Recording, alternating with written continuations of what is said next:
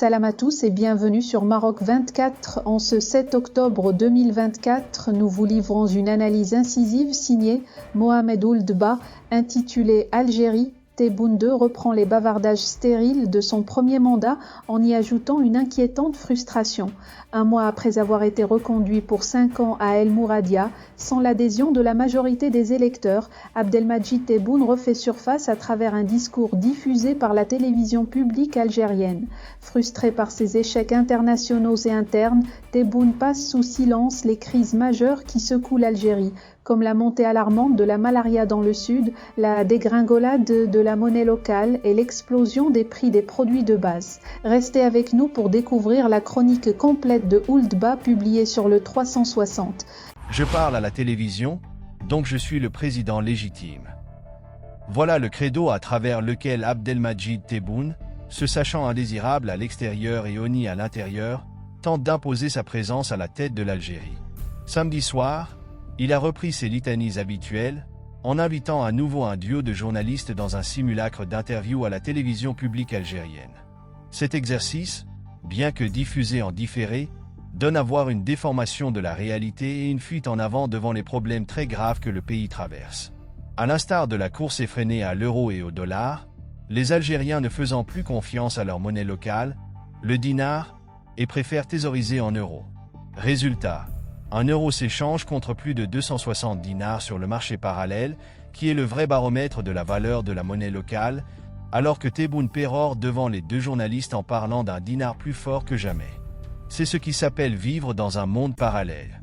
Commençons par l'une de ces déclarations choc, voire choquantes, dont Tebboune a le secret.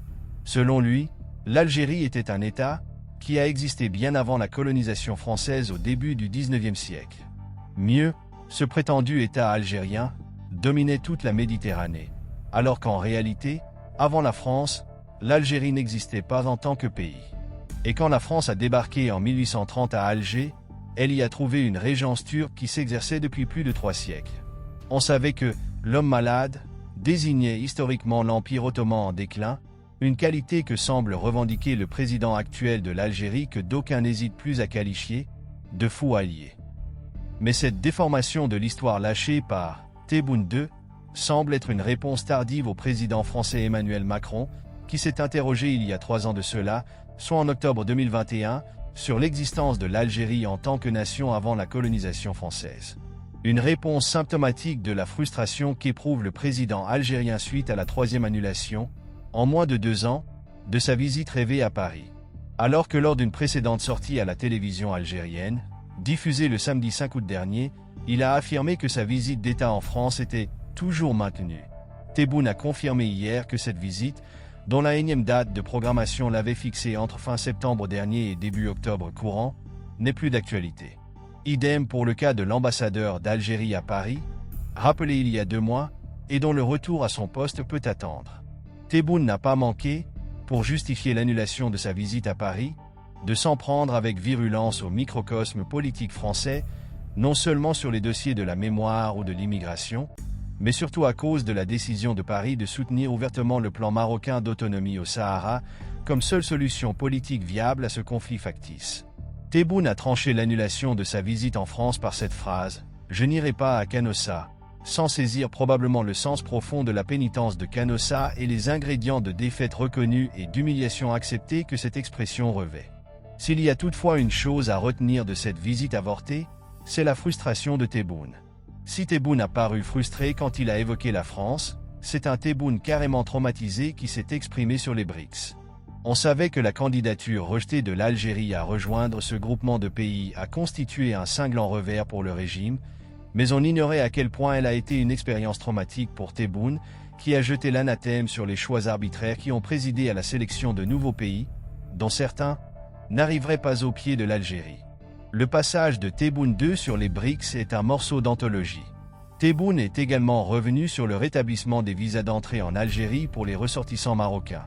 Cette mesure a été annoncée le 26 septembre dernier par un communiqué du ministère algérien des Affaires étrangères qui a égrené une liste de griefs imaginaires à l'encontre du Maroc. Elle intervient suite à un démantèlement d'un réseau de prétendus espions marocains à Tlemcen, le 2 septembre dernier, un démantèlement qui n'est qu'une autre manœuvre de propagande visant à agiter les mains étrangères à la veille de l'opération de vote que l'on savait déjà vouée à l'échec, c'est-à-dire à une abstention massive. Tebboune a trouvé une seule raison au rétablissement du visa algérien pour les Marocains, en affirmant que c'est à cause d'espions sionistes qui se seraient infiltrés en Algérie grâce à des documents de voyage marocains. Cependant, faute de preuves, il ne parle que de soupçons. Nous avons des soupçons que certains espions israéliens sont venus avec des passeports marocains. Que vient-il faire chez nous? Pour voir le port d'Oran ou Mers el-Kébir avec des passeports d'un pays arabe dont les ressortissants peuvent entrer sans visa. Avant d'ajouter, l'enquête est toujours en cours. Des membres de ce réseau sont en fuite et nous pensons qu'ils avaient de faux passeports. Le procès sera public. Malheureusement, il y a des Algériens. Des Algériens avec des passeports marocains? Est-ce que l'ex-patron des services de renseignement extérieur algériens, le général Djebar Mena, a été remercié pour avoir déniché ces espions sionistes, porteurs de passeports marocains? Ne cherchez surtout pas à la comprendre. Tebboune a aussi relaté les relations de son pays avec les États voisins. Ainsi, en parlant des échanges frontaliers, il n'a cité que 3 pays avec lesquels l'Algérie commerce, à savoir la Tunisie bien sûr, le Niger et la Mauritanie, confirmant surtout que ses relations avec le Mali sont au creux de la vague, comme vient de le montrer la passe d'armes à la tribune de l'ONU entre Bamako et Alger.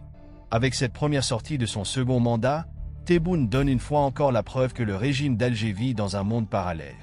Il a ainsi occulté tous les sujets qui font l'actualité en Algérie.